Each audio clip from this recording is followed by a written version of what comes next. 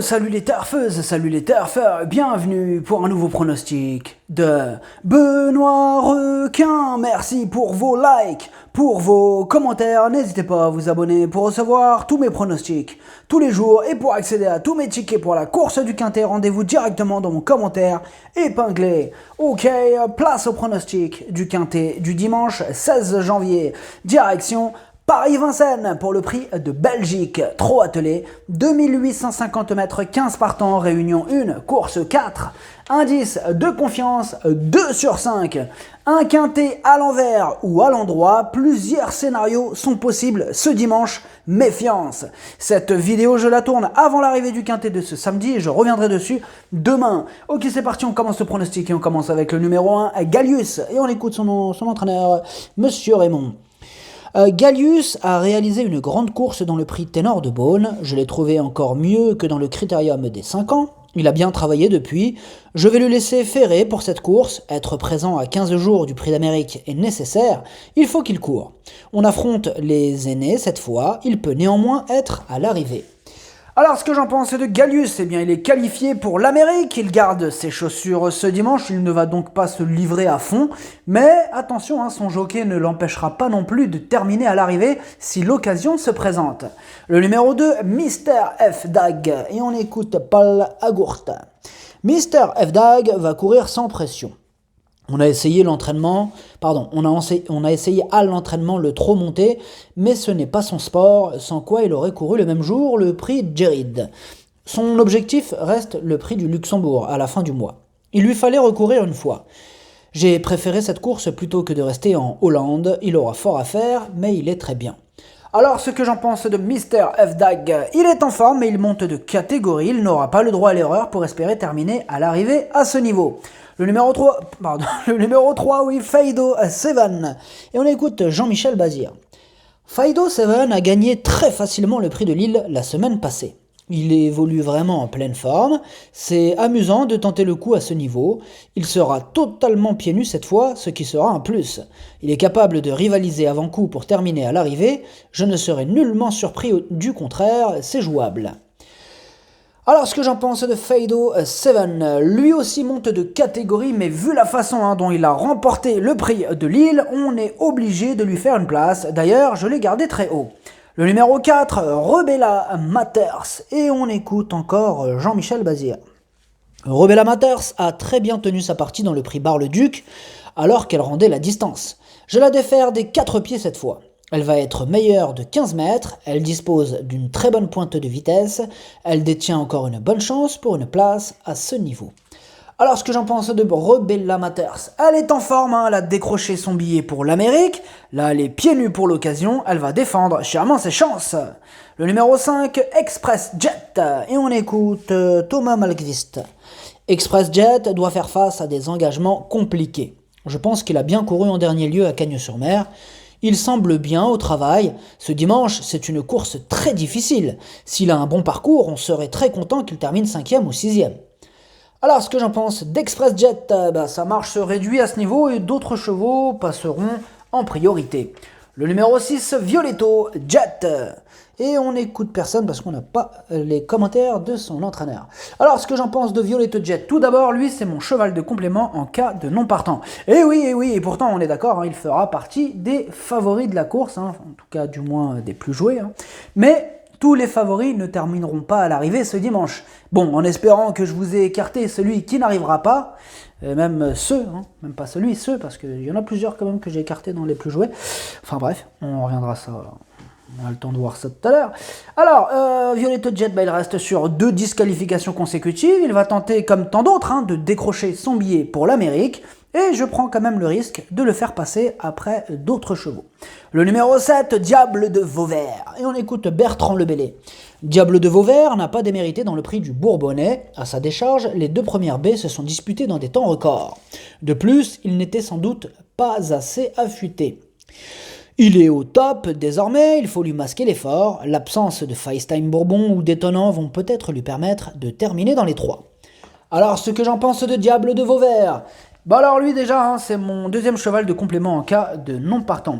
Et oui, encore une candidature qui a Une candidature, j'ai dit. Une candidature qui a largement les moyens de terminer dans les 5 et que j'ai choisi d'éloigner de mon pronostic. Alors, Diable de Vauvert, il reste sur 2 échecs, mais c'est vrai que son mentor dit qu'il est revenu au top. Il va tenter de remettre les pendules à l'heure. Le numéro 8, Feliciano. Et on écoute Philippe Allaire. Feliciano n'a pas été heureux dans le prix de Bourgogne, sans quoi il aurait pu finir plus près. Précédemment, alors qu'il rendait la distance, il courait très bien, il est très bien physiquement, il va bien courir et peut terminer parmi les 4 premiers. Alors ce que j'en pense de Feliciano, il a le défaut de ne pas toujours répéter ses bonnes sorties, mais une chose est sûre, il n'a plus à faire ses preuves à ce niveau de la compétition, attention à lui. Le numéro 9, Gu Deripré. On n'aura pas les commentaires pour ce numéro 9. Alors, ce que j'en pense de Gu Deripré, c'est un crack, il est pétri de qualité. On peut s'attendre à de gros progrès sur sa course de rentrée. Il s'annonce redoutable. Le numéro 10, Chica de Joude. Et on écoute Alain Laurent. Chica de Joude n'a pas été heureuse en dernier lieu. Profitant d'un gros ralentissement en plaine, je suis venu, mais je me suis fait sortir et contrer, ce qui lui a été préjudiciable. Elle n'était pas mal, sa tâche est un peu dure dans ce prix de Belgique, mais elle ne fait pas partie des impossibilités, d'autant qu'elle sera déférée des 4 pieds. Plutôt ouvert ce quintet. Alors, ce que j'en pense de Chica Jude, elle reste sur 3 échecs consécutifs et pourtant je l'aime beaucoup, Chica Jude, mais pour ce coup-ci, j'ai privilégié d'autres candidatures. Le numéro 11, Power, et on écoute Robert Berg. Robert Berg. Power avait besoin de retrouver la compétition lors de son retour à Paris-Vincennes. Il a couru en amélioration dans le prix ténor de Beaune, il est sur la montante sans pour autant être au top, je le juge à 80%. Il est capable de terminer parmi les 5 premiers avec une course limpide. Il devrait encore évoluer sur la montante sur cette course. Alors ce que j'en pense de Power, il reste sur une belle 4e place dans le prix ténor de Beaune. Il est en pleine progression, c'est mon petit tocard ce dimanche. Il aura sûrement une belle cote, il peut en étonner plus d'un. Le numéro 12, Cockstyle. Et on écoute Hanson Eric Bando. Cockstyle est qualifié pour le prix d'Amérique. Maintenant, il est nécessaire de courir ce prix de Belgique pour être au mieux dans 2 semaines. Je lui laisse les faire cette fois. On va courir différemment, davantage en dedans, sans chercher à être dans le combat.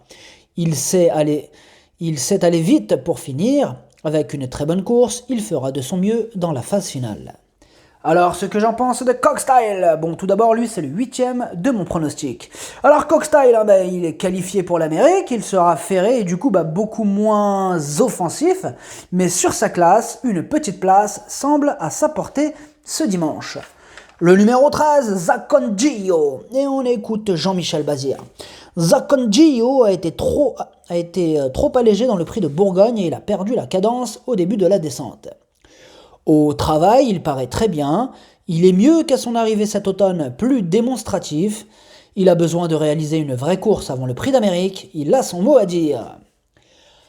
Alors, ce que j'en pense de Zacongio, alors mis à part sa récente disqualification, c'est un cheval ultra régulier, cet Italien a les qualités requises pour briller à ce niveau, il peut frapper un grand coup.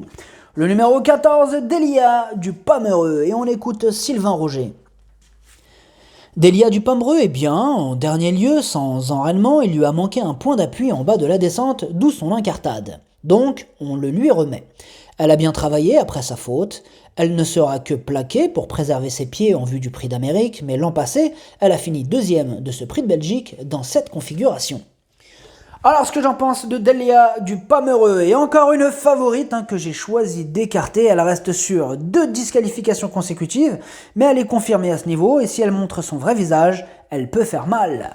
Le numéro 15, Davidson Dupont, et on écoute Jean-Michel Bazir. Davidson Dupont ne peut pas être jugé sur le prix de Bourgogne dans lequel il a été malheureux. Il a travaillé plus durement pour cette course. Je garde le déferrage pour le prix d'Amérique, il sera plaqué des antérieurs, on va courir de manière plus offensive, cette fois, il devrait terminer à l'arrivée. Alors ce que j'en pense de Davidson Dupont, et encore un qui reste sur 2 disqualifications, en revanche lui je l'ai gardé très haut, il vaut largement ce lot, logiquement il devrait en faire souffrir plus d'un sur sa route. Le pronostic, ça donne 9, 15, 3, 4, 8, 13, 11. Merci d'avoir suivi cette vidéo. N'hésitez pas à vous abonner pour recevoir tous mes pronostics tous les jours et pour accéder à tous mes tickets pour la course du Quintet. Rendez-vous directement dans mon commentaire épinglé. À jouer avec modération. Bonne chance. Choupez-le moi. Ciao.